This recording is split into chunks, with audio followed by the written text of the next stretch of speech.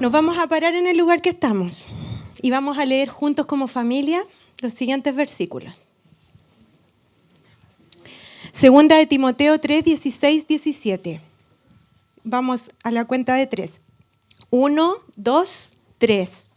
Toda la escritura es inspirada por Dios y útil para enseñar, para redarguir, para corregir, para instruir en justicia, a fin de que el hombre de Dios sea perfecto, enteramente preparado para toda buena obra. Vamos a leer 2 de Corintios 10, del 3 al 5. 1, 2, 3. Pues, aunque andamos en la carne, no militamos según la carne, porque las armas de nuestra milicia no son carnales, sino poderosas en Dios para la destrucción de fortalezas, derribando argumentos y toda altivez que se levanta contra el conocimiento de Dios y llevando cautivo todo pensamiento a la obediencia a Cristo. Y vamos a leer por último Gálatas 2:20. Con Cristo estoy juntamente crucificado, y ya no vivo yo, mas vive Cristo en mí. Y lo que ahora vivo en la carne, lo vivo en la fe del Hijo de Dios, el cual me amó y se entregó a sí mismo por mí. Pueden tomar sus asientos.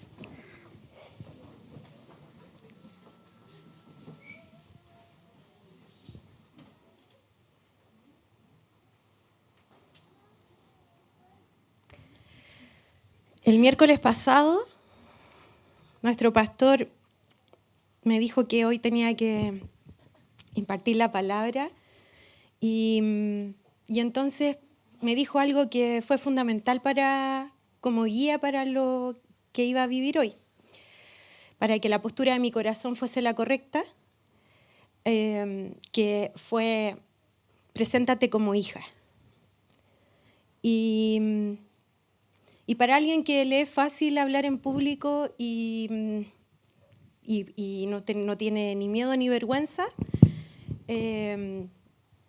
tal vez no es la gran cosa o está la reverencia propia, ¿cierto?, de hablar de nuestro Padre y su palabra, pero es algo obvio. Sin embargo, para mí, que siempre la vieja criatura fue llena de miedo, cobarde y con mucha inseguridad, esto no es cualquier cosa. Presentarse como hijo significa que ya no me miro yo, miro al Padre, miro a Cristo, miro quién soy a causa de Él. Y hoy en la mañana, porque fue una semana de estar meditando en su palabra, de oír la voz del Padre, pero también de tratar con esa vieja que quería jugarme la mala pasada de siempre. Y entonces venía de nuevo a mi mente y Dios usaba a cualquier hermano, hermana, para decir: tú eres hija. Se me volvía lo mismo que había dicho el papá. Entonces, hoy en la mañana recibí un mensaje de una hermana muy amada, como todos ustedes, y decía que nosotros tenemos dos formas de vernos, de mirarnos. Pablo habla de mirarnos como en un espejo. Y dice que, porque hay dos versículos, pero a lo que voy es esto. Podemos mirarnos nosotros mismos, porque dice que una vez que nos vamos nos olvidamos de cómo nos vimos, de lo que vimos en ese espejo. Pero eso es cuando nos miramos a nosotros mismos. Pero cuando lo hacemos a través del Padre, esa es la segunda mirada. Y entonces eso realmente llevó a precisión mi corazón y dije, porque es lo que había estado orando la semana, que yo no quería verme yo, sino que el Padre en mí. Y cómo yo, porque es Él en mí, yo en Él. Eso suena bien, lo tenemos como conocimiento, pero tenemos que vivirlo. Y en este tiempo esa es la diferencia. Y de eso es lo que vamos a lo que el Padre toda la semana me impartió y me dijo que tenía que impartirlo a mis hermanos. Amén. Bueno, una de las cosas que hemos aprendido es que, y sabemos, podríamos hasta explicar quiénes eran los fariseos. Y los fariseos, bueno, de hecho el título de la enseñanza es de fariseo a hijo. Y esto tiene mucho que ver con el tiempo presente porque llegó un minuto en que el Padre me desnudó, como a todos nos ha desnudado en este tiempo, ¿cierto? A través de circunstancias. Y me di cuenta de que yo era una farisea. Y eso no es grato. Cuando uno cree que ha entendido muy bien, que tiene mucho conocimiento, que ha estado tantos años en la iglesia, que se esfuerza por ser una hija todos los días, y cuando Dios te muestra que en verdad nada de eso, porque una mezcla, ya sabemos que es Babilonia, por lo tanto no sirve, y entonces tu mente tiene un cortocircuito, porque uno dice, ¿cómo? No es posible. Y gracias, Padre, porque, se lo he dicho muchas veces, se lo digo todos los días, gracias por las circunstancias que nos estás poniendo día a día, porque hoy no hay nada escondido ni oculto. Él hace que vivamos día a día circunstancias desde las muy pequeñas y cotidianas hasta cosas que nos pasan que ni siquiera nos imaginamos. Y allí se manifiesta lo que somos. Allí es cuando nos conocemos, si realmente estamos parados en la roca o aún queda de ese fariseo o ese Babilonia. Entonces los fariseos era uno de los 3 partidos prominentes en el tiempo que Jesús estuvo acá en la tierra. Era el más prominente porque era de mucha influencia, no solamente en forma religiosa, sino también política. De hecho, el judaísmo, que era lo que predominaba en ese entonces, fue tan influenciado por el fariseísmo que terminaron siendo uno, porque ellos eran los que asesoraban finalmente a los judíos. Entonces, en ese tiempo estaban los fariseos, los saduceos y los esenios, pero nos vamos a detener en los fariseos. Dice que los fariseos es separados o separatistas, eso significa. También eran conocidos como chasidim, que significa amados por Dios o leales a Dios. El surgimiento de los escribas judíos estaban estrechamente relacionados con los fariseos, como lo veíamos, y eran seguidores organizados. Ellos creían en varias cosas. Ellos creían efectivamente en la vida espiritual. Ellos creían en que el alma trascendía y que se vivía por obras. Los buenos, ¿cierto?, eran los que seguían avanzando, pero los malos debajo de la tierra, ¿verdad?, terminaban allí. Y ellos seguían tan férreamente las enseñanzas, lo que ellos habían aprendido, que tenían mucho celo por aquella enseñanza, era su sistema de vida. Pero Jesús los confrontó duramente. Conocemos los pasajes, los vamos a revisar a lo mejor algunos, pero más allá de eso es analizar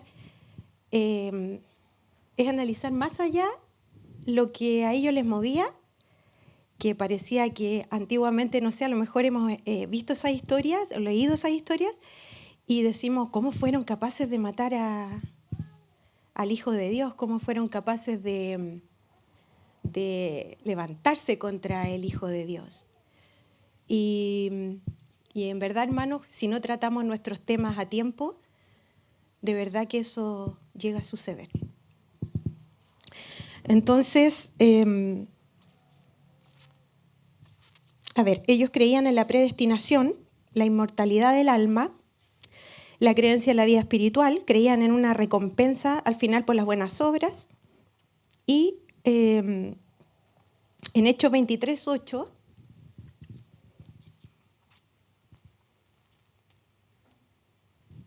Dice, porque los saduceos dicen que no hay resurrección, ni ángel ni espíritu, pero los fariseos afirman estas cosas. Ahí está en la palabra lo que acabamos de ver, que eran sus creencias. Ellos aceptaban la escritura del Antiguo Testamento, ¿ya? Y la habitual esperanza mesiánica judía. Jesús condenó especialmente su ostentación, su hipocresía, su salvación por obras, su falta de amor. Pero su condena no siempre estuvo dirigida a los fariseos como tales. Y ahí viene la otra parte. Vamos a leer Hechos 6, 7.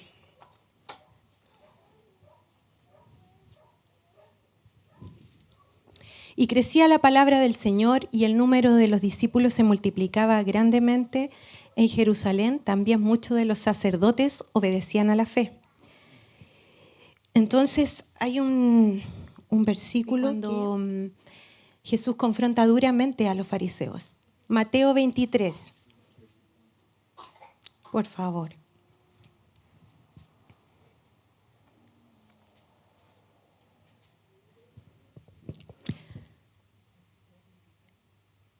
¿Perdón?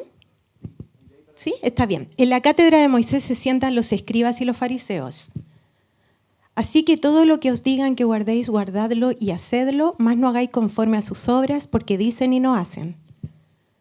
Porque estas cargas pesadas y difíciles de llevar, porque atan cargas pesadas y difíciles de llevar y las ponen sobre los hombros de los hombres, pero ellos ni con un dedo quieren moverlas.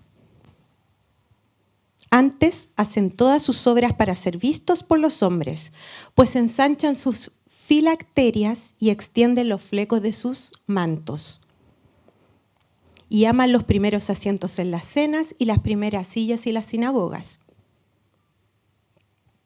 Y las salutaciones en las plazas, y que los hombres los llamen rabí, rabí. Pero vosotros no queráis que os llamen rabí, porque uno es vuestro maestro, el Cristo, y todos vosotros sois hermanos. Hay otra porción donde les habla directamente a los fariseos, ¿ya? Pero está bien, porque, bueno, si lo encuentran bien, pero si no... viene después de esto, perdón. Sigamos entonces. Ni seáis llamados maestros, porque uno es vuestro maestro, el Cristo. El que es el mayor de vosotros sea vuestro siervo, porque el que se enaltece será humillado y el que se humilla será enaltecido. Mas hay de vosotros, escribas y fariseos hipócritas, porque cerráis el reino de los cielos delante de los hombres, pues ni entráis vosotros ni dejáis entrar a los que están entrando. Ay de vosotros, escribas y fariseos hipócritas, porque devoráis la casa de las viudas y como pretexto hacéis largas oraciones, por eso recibiréis mayor condenación. Ay de vosotros, escribas y fariseos hipócritas, porque recorréis mar y tierra para hacer un prosélito y una vez hecho, le hacéis 2 veces más hijo del infierno que vosotros. Ay de vosotros, guías ciegos, que decís, si alguno jura por el templo no es nada, pero si alguno jura por el oro del templo es deudor. Insensatos y ciegos, porque ¿cuál es mayor, el oro o el templo que santifica al oro? También decís, si alguno jura por el altar no es nada, pero si alguno jura por la ofrenda que está sobre él es deudor. Necios y ciegos, porque ¿cuál es mayor, la ofrenda o el altar que santifica la ofrenda? Ahí vale. Gracias.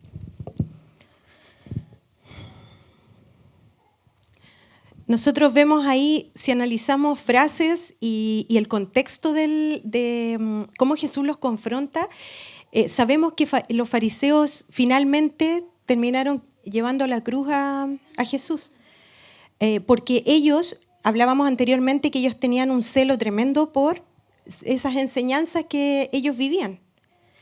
El problema era que esas enseñanzas se transformaron en algo personal, moldeado a ellos, a sus imperfecciones, y no a lo que realmente era esa enseñanza.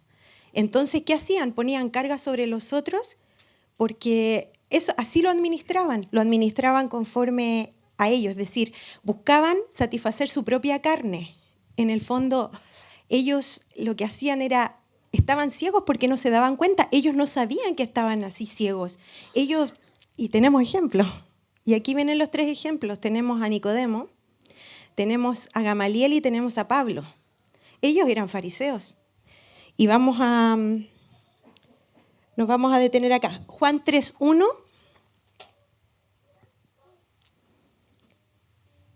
Había un hombre de los fariseos que se llamaba Nicodemo, un principal entre judíos. ¿Ya? La palabra ahí nos dice que Nicodemo era un principal entre los judíos. Tenemos a Gamaliel en Hechos 5, 34 al 35. Entonces, levantándose en el concilio un fariseo llamado Gamaliel, doctor de la ley, venerado de todo el pueblo, mandó que sacasen fuera por un momento a los apóstoles. Fariseo llamado Gamaliel. Y tenemos a Pablo en Hechos 26, del 4 al 18. Hechos 26. Dice, mi vida pues, desde mi juventud, la cual desde el principio pasé en mi nación, en Jerusalén, la conocen todos los judíos, los cuales también saben que yo desde el principio, si quieren testificarlo, conforme a la más rigurosa secta de nuestra religión, viví fariseo. Y ahora, por la esperanza de la promesa que hizo Dios a nuestros padres, soy llamado a juicio. Promesa cuyo cumplimiento esperan que han de alcanzar nuestras 12 tribus, sirviendo constantemente a Dios de día y de noche. Por esta esperanza, oh rey Agripa, soy acusado por los judíos. ¿Qué? ¿Se juzga entre vosotros cosa increíble que Dios resucite a los muertos? Yo ciertamente había creído mi deber hacer cosas contra el hombre de Jesús de Nazaret, lo cual también hice en Jerusalén. Yo encerré en cárceles a muchos de los santos, habiendo recibido poderes de los principales sacerdotes, y cuando los mataron, yo di mi voto. Y muchas veces, castigándolos en todas las sinagogas, los forcé a blasfemar y, enfurecido sobremanera contra ellos, los perseguí hasta en las ciudades extranjeras. Ocupado en esto, iba yo a Damasco con poderes y en comisión de los principales sacerdotes, cuando a mediodía, oh rey, yendo por el camino, vi una luz del cielo que sobrepasaba el resplandor del sol, la cual me rodeó a mí y a los que iban conmigo. Y habiendo caído todos nosotros en tierra, oí una voz que me hablaba y decía en lengua hebrea, Saulo, Saulo, ¿por qué me persigues? Dura cosa te es dar coces contra el aguijón. Yo entonces dije, ¿quién eres, Señor? Y el Señor dijo, yo soy Jesús a quien tú persigues. Pero levántate y ponte sobre tus pies, porque para esto he aparecido a ti, para ponerte por ministro y testigo de las cosas que has visto y de aquellas en que me apareciste a ti, en que me apareceré a ti. 18, hasta el 18. Librándote de tu pueblo y de los gentiles a quienes ahora te envío, para que abra sus ojos, para que se conviertan de las tinieblas a la luz y de la potestad de Satanás a Dios, para que reciban por la fe que es en mí perdón de pecados y herencia entre los santificados. Aquí tenemos todo el antes, el durante y el después de Pablo, que finalmente él era fariseo, por supuesto. Él mismo lo cuenta acá, da su testimonio de cómo él era antes que Jesús saliese a su encuentro. Y él era acérrimo, dice, defensor del fariseísmo. Y él mataba a los cristianos no porque era malo, no porque él dijera quiero matar, no, sino que él decía, ellos están en contra de lo que yo practico, que es el fariseísmo, y esta es la religión que nosotros profesamos, y ellos son enemigos de nosotros. Eso era lo que él pensaba. Y además, él estaba avalado por los que estaban en el poder en ese entonces. Entonces, él hacía lo que creía era correcto. Y muchas veces nosotros hacemos lo mismo. Tenemos conocimiento, decimos que tenemos el celo de Dios, queremos vivir para Él, pero como en el camino Dios nos va mostrando cosas y no inquirimos en lo que debemos inquirir muchas veces, o lo miramos livianamente, pasamos por ahí y hasta que no viene la exigencia para posterior, digamos, nos damos cuenta que no, eso que miramos por encima era mucho más profundo, nos teníamos que detener, haber trabajado allí para poder seguir avanzando. Y entonces viene el desastre, porque allí es donde viene la obra muerta. No hay vida allí. ¿Por qué?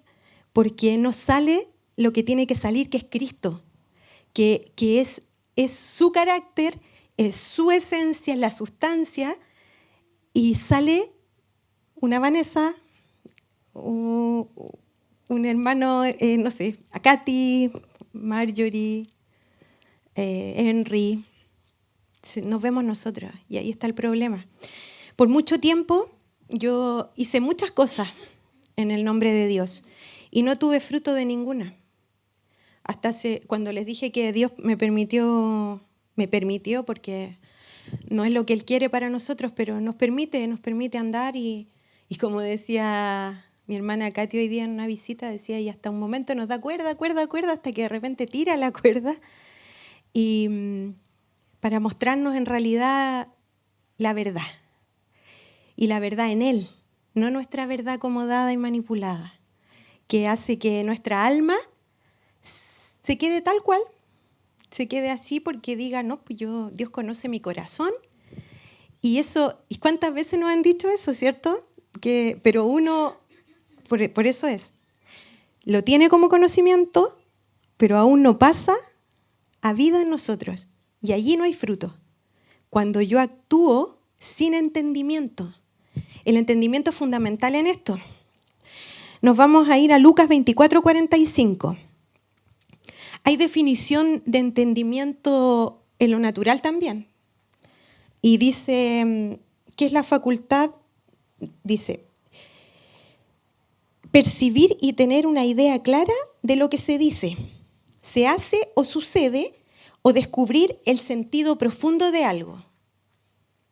Yo necesito entender desde lo natural muchas cosas, porque si no, no sabría, por ejemplo, si quiero ir a Linares, tengo que saber qué bus tomar.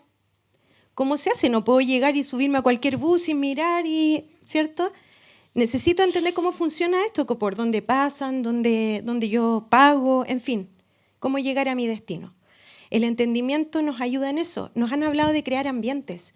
Cuando nosotros nos detenemos en entender de qué se trata esto y cada cosa que Dios nos va hablando, creamos ambientes cuando empezamos a obedecer. Se nos ha dicho que no necesariamente vamos a entender lo que estamos haciendo, sino debemos obedecer. Si el Padre nos dice algo es porque y sabemos que su voluntad es buena, agradable y perfecta, entonces lo vamos a hacer porque confiamos en Él, ¿cierto? Y después, en el tiempo que Él estime conveniente, Él va a abrir nuestros ojos, nos va a revelar y nos va a dar el entendimiento del por qué Él nos pidió tal cosa. Y eso es fe, obedecerle es fe. Y nosotros que somos sus hijos, y a través de Jesucristo somos completamente justos, porque la eternidad lo somos santos, somos perfectos. Es algo que en mi mente, hermano, no cabía. No. ¿Por qué? Porque yo veía una cosa en mí, en ese espejo me veía yo, pero por eso que esta estación es sumamente importante. El interior, Dios está trabajando con lo más profundo de nuestro interior, con aquello que ni siquiera nosotros sabemos que puede llegar a existir allí. Créanme que sé lo que les digo, porque decir, suena bien que Dios te diga fariseo, pero ¿qué significa eso en el detalle? Y que Dios te muestre situaciones, conversaciones, actitudes. Eso es muy doloroso, hermano, muy doloroso, porque te desarma completo. Y entonces allí yo dije, Padre, yo quiero, me voy a poner como un bebé, como me quiero deshacer de todo lo que aprendí, porque claro, al darme cuenta que todo eso estaba contaminado y que mal entendí muchas cosas. Entonces dije, Padre, no importa si me tengo que sentar a aprender, lo voy a hacer todo de nuevo. Y lo más importante, que en ese fariseísmo no hay benignidad, no la hay. Yo tenía mi ojo, era muy malo, hermano, era muy malo. Porque Dios me lo dijo, no porque yo crea que así es o no es. Es porque a través de su palabra, porque es tal cual la palabra está haciendo en nosotros. La palabra está alumbrando esas tinieblas, aún más escondidas. Y entonces la circuncisión nos enseñaron, porque Dios nos viene preparando hace tiempo sobre lo que nos está pasando hoy. Solo que lo tomamos como eso, como conocimiento. Se nos habló de la circuncisión. De hecho, me acuerdo que esa prédica, esa profecía fue dicha a través de Eliseo, que vendría la circuncisión, que iba a ser muy doloroso, pero que la sanidad era rápida.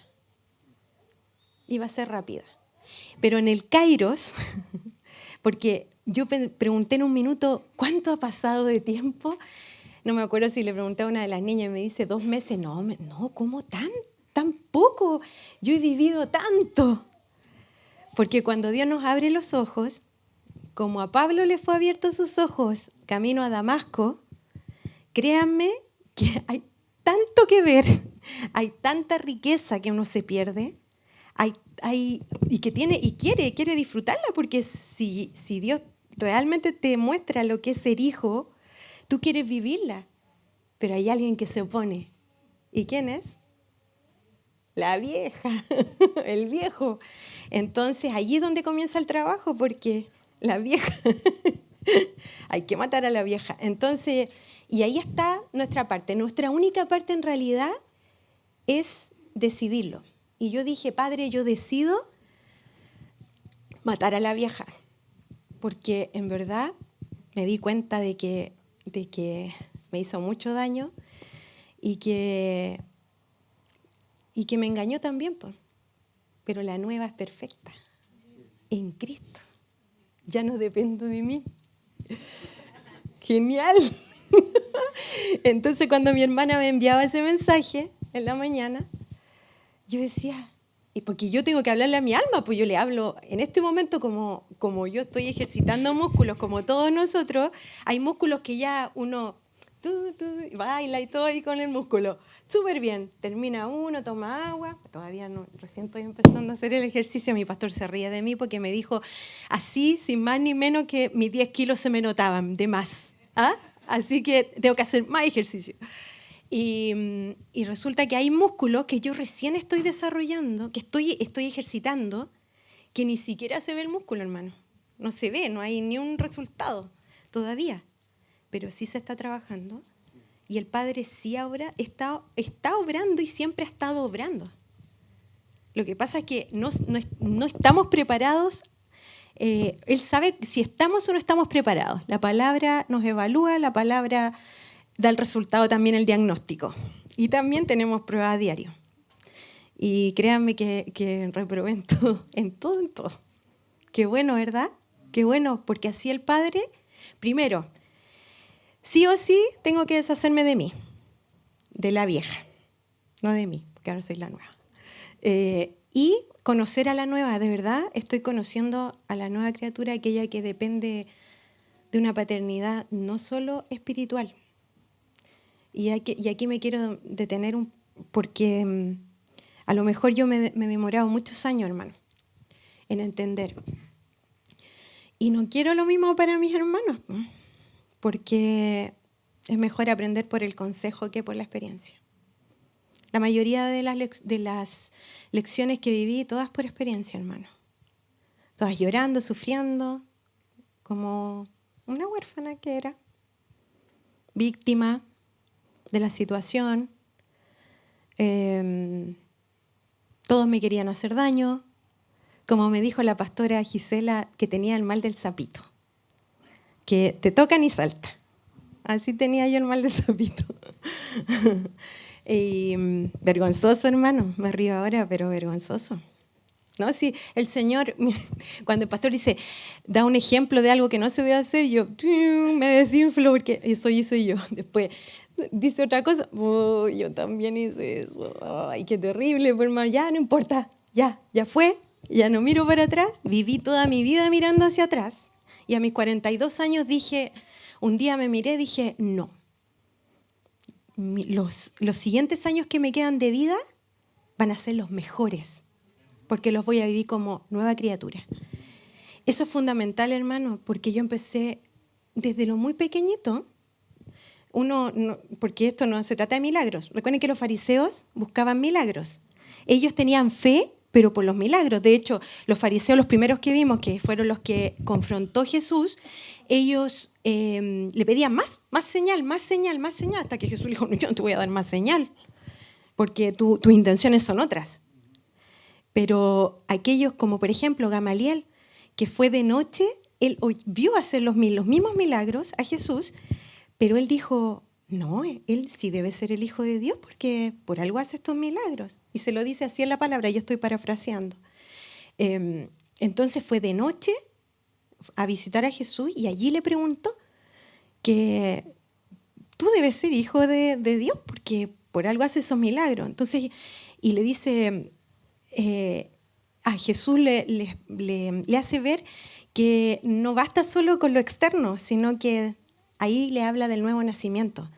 Entonces ahí le dice él, como fariseo que era, y como todo era superficial, porque el fariseo evalúa desde lo superficial, y dice, ¿cómo voy nuevamente a meterme al vientre de mi madre? Y lógico. Y tampoco servía. Jesús le hace ver que en realidad si se metiera nuevamente al vientre de su madre, saldría lo mismo. Lo que él necesitaba era nacer del Espíritu. Y eso es hermoso porque vemos que un fariseo que tenía las mismas, él era una persona connotada en el Sanedrín, él era un sacerdote, él no era cualquier persona, él era respetado, él era un maestro. Por eso que Jesús le dice, ¿y cómo siendo maestro tú estás enseñando? O sea, ¿qué cosa? Y yo decía, ¿y yo cuántas veces enseñé? Hice lo mismo. Entonces, claro, porque la palabra de verdad que no confronta, hermano. Es como dice, un espejo. La palabra es un espejo y nos muestra la verdad. Pero hoy tenemos ojos para ver, porque hoy anhelamos, ¿cierto?, estar en ese molde original. A nosotros, ¿se acuerdan en Temuco cuando el apóstol, porque el Señor me ha hecho recordar así enseñanzas pasadas, porque ahora las estoy entendiendo mucho, juraba que las entendía, pero en verdad no las entendía. Y decía, y el apóstol Yacer allá en Temuco dio el ejemplo del celular, cuando dijo que la tecnología ahora te decía, no puedes seguir almacenando información porque ya está lleno, entonces tienes que borrar esa información anterior para meter la nueva información.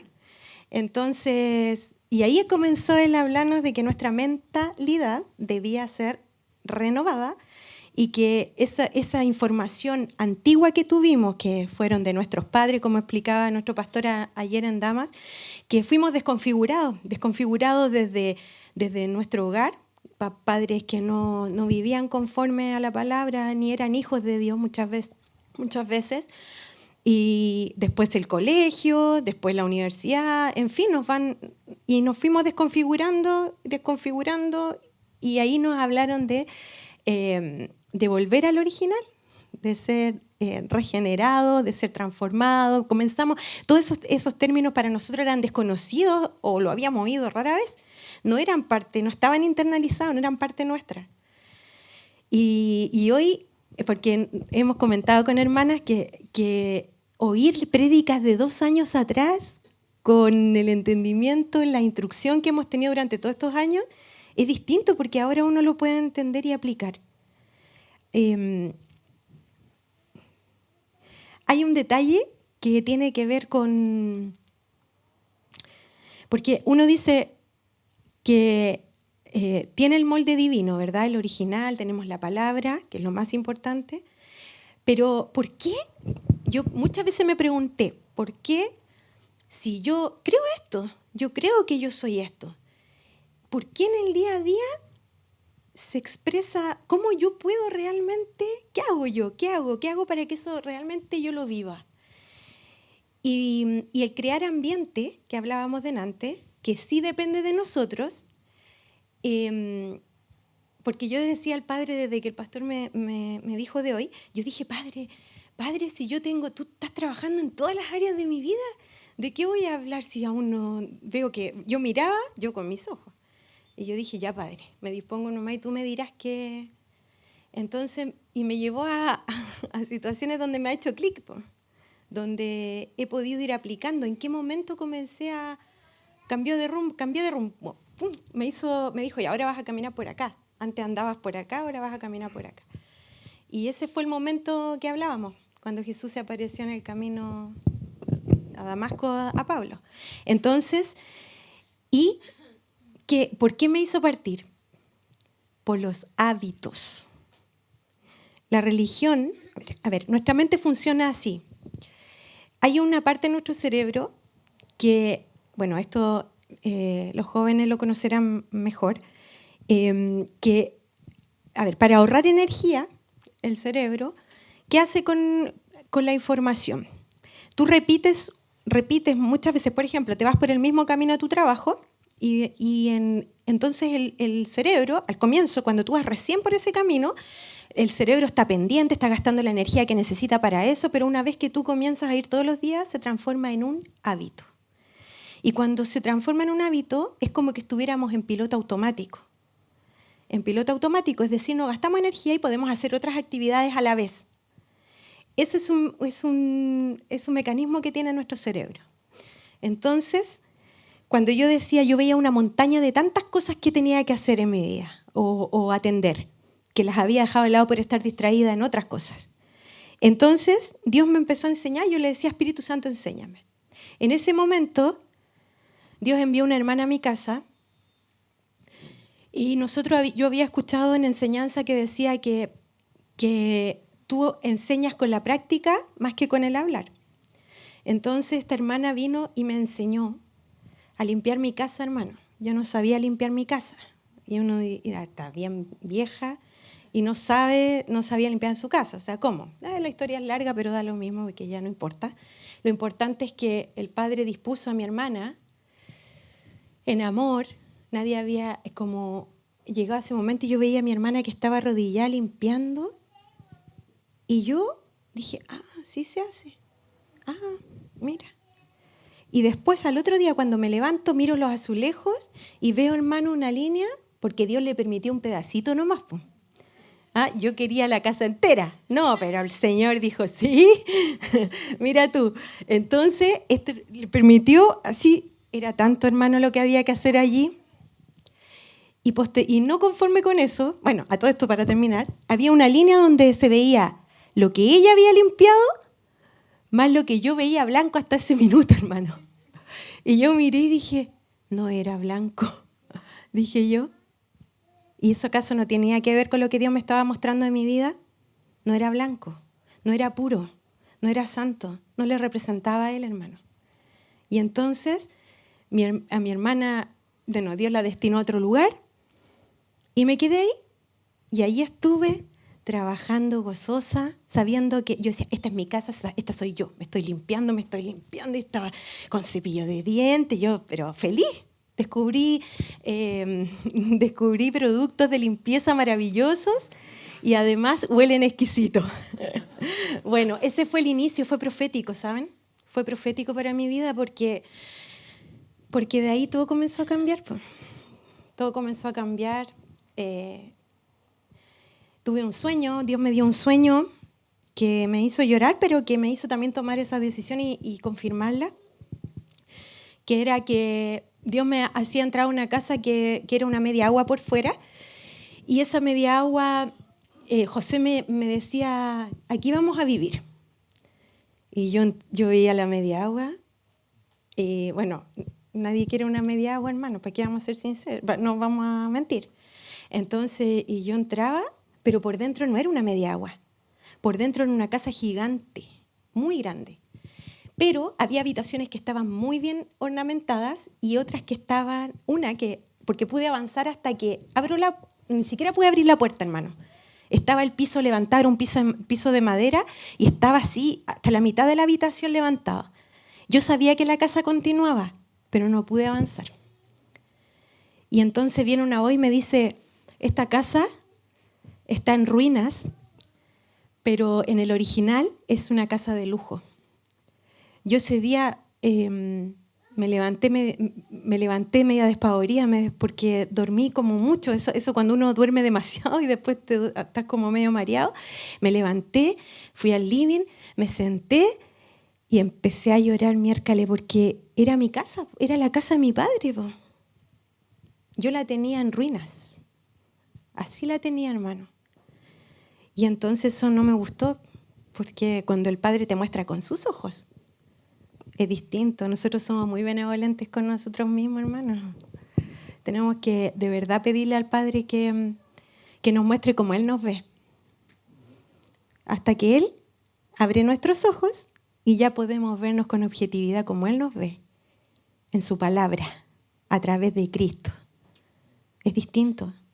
Todos los días me veo en la situación, me enfrento a la situación de que tengo que escoger si voy a comportarme como una huérfana, porque finalmente el fariseo es huérfano. Y el fariseo busca identidad en otras cosas. Yo buscaba identidad en todo, hermano, en todo. No sé, por ejemplo, es genial ser libre, porque de verdad soy libre, hermano. Yo le cuento esto y yo soy libre. Yo soy libre, yo ya fui libre. Cuando Dios yo les contaba al principio que una característica muy, hasta hace muy poco, la inseguridad. De hecho, hasta hace 30 minutos atrás. No, porque la vieja se quiere levantar, pero yo no. La inseguridad. Y como hablábamos el entendimiento natural para esperar y el Padre a veces nos revela al tiro porque es necesario. Y entonces la inseguridad. Y el inseguro, sí, quedé así, porque decía que la excusa es que tiene apariencia de humilde. Y a mí Dios me había dicho que yo era hipócrita. Entonces dije, ay, yo era así, yo era... La inseguridad, claro, pues si me comporto así, me da miedo esto, Sí, o sea, hipócrita, farisea de nuevo. Hermano, no había día. Nosotros, Dios, en nuestro hogar, echó todo abajo. Todo literal abajo, hermano. Todo. Desde mi casa en ruina, mi matrimonio, mi relación con mis hijas, o sea, por ende la relación familiar, la finanza, todo al suelo miércoles. Y un día el pastor dijo, no me acuerdo qué hermano estaba de la familia estaba acá en el púlpito, y dijo, digámosle a Dios que no nos saque de esto hasta que hayamos entendido lo que Él quiere que entendamos. Y yo dije, amén. Dije, Padre, déjanos así, por favor, le dije, hasta que hayamos salido como hijos de esto. Bueno, y ahí estamos, hermano. Todavía la casa está tirada en el suelo.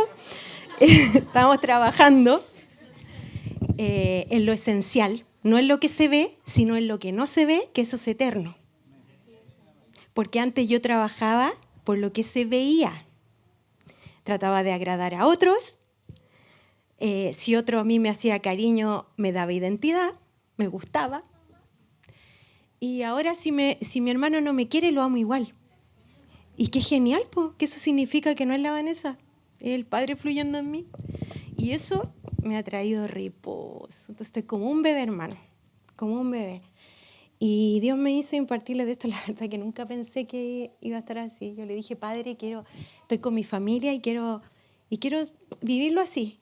Y de verdad, hermano, estoy con mi familia. Y eso es lo que el Padre me envió a compartir con ustedes, porque si tú estás pasando por una situación hoy, no podemos ya mirarlo como la situación en sí. Ya no podemos hacer eso. Tenemos que decir inmediatamente, Padre, ¿qué quieres que aprenda? Dame entendimiento. Yo necesito saber qué estás haciendo en mí. Se nos ha enseñado de ser entendido en los tiempos, y tener un corazón entendido, yo creo que es el anhelo de todos nosotros, ¿cierto? Eso es estar en sintonía con el Padre, absoluta conexión, ser uno con Él. Porque Él dice que al siervo Él no le dice lo que Él hace, se lo dice a su amigo, ¿verdad? Al que es su amigo, al que es su hijo. Y nosotros somos hijos. Procuremos día a día ser hijo. Hoy día es un músculo que a lo mejor algunas cosas salen mecánicas. A mí hay cosas que me salen mecánicas, hermano. Y hay otras que me salen mal todavía. Hay días que me salen bien y otras mal. Y digo, antes me quedaba pegada, encerrada en mi casa, como huérfana. Y ahora digo, me equivoqué, no importa, me paro y digo, ya, es parte de. Y aprendí a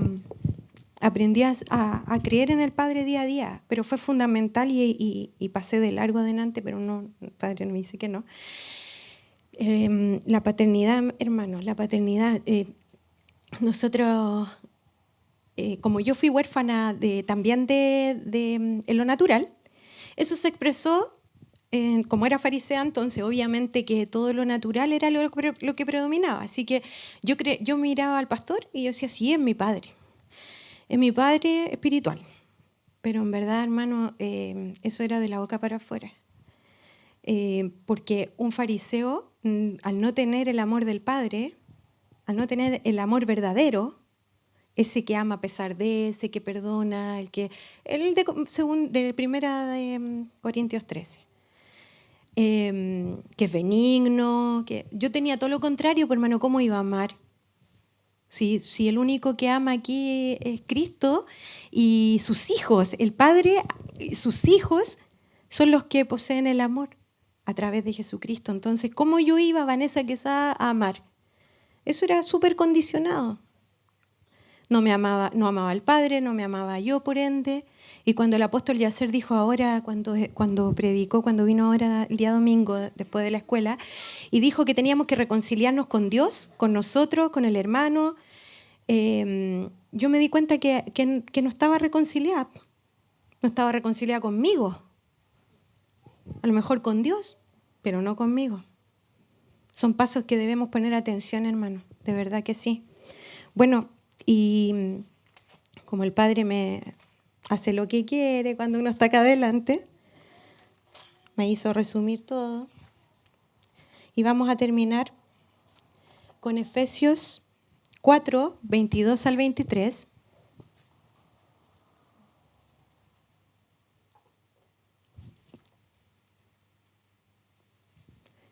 Efesios 4, 22 al 23. Dice, en cuanto a la pasada manera de vivir, despojaos del viejo hombre que está viciado conforme a los deseos engañosos y renovaos en el espíritu de vuestra mente. Y tenemos Romanos 12:2. No os conforméis a este siglo, sino transformaos por medio de la renovación de vuestro entendimiento, para que comprobéis cuál sea la buena voluntad de Dios, agradable y perfecta. En este andar, hermano, cuando estamos ejercitando los músculos espirituales, y siempre tenemos que crear dependencia absoluta, no solo de nuestro Padre del cielo, sino también de aquel que le representa. Cada vez que nuestro pastor nos dio directriz en casa, siempre le desobedecimos, porque no éramos hijos. Y la casa está en ruinas. Estuvo en ruinas, lo digo por fe que estuvo en ruinas. Y se cayó porque el consejo y la dirección son necesarias. El huérfano vive independiente, y yo era independiente. Entonces, obviamente que no aplicaba. Finalmente uno hace lo que quiere, pues, si vive independiente. Entonces uno tiene una mejor idea. Y entonces, como tuve que meter los dedos al enchufe, hermano, y eso dolió mucho porque fue un golpe de corriente fuerte, entonces quedé así. Así es que el consejo es muy importante de nuestro Padre espiritual. Uno no puede ver al pastor como eso, como un pastor. La visión que Dios le ha dado a él es desde más arriba, para desarrollarnos a cada uno de nosotros. Y yo se lo comparto porque tengo un antes y un después, y no quiero que a usted le pase lo mismo por desobediente. Y hoy soy hija, y entonces, pero no como antes, que era como todo obligado, carga, no, sino que fluye. Pues. Es una de las cosas que fluyen, porque ahora no es mi amor, pues, si era un amor falso, ahora es el Padre. Entonces yo les animo, hermanos, a mirar por sobre las circunstancias, a decir gracias, Padre, por lo que estoy viviendo, abre mis ojos, dame entendimiento espiritual, porque quiero ser esa nueva criatura, esa hija tuya que lleva fruto y un fruto que permanece y que le representa a Él. Amén. Vamos a orar entonces.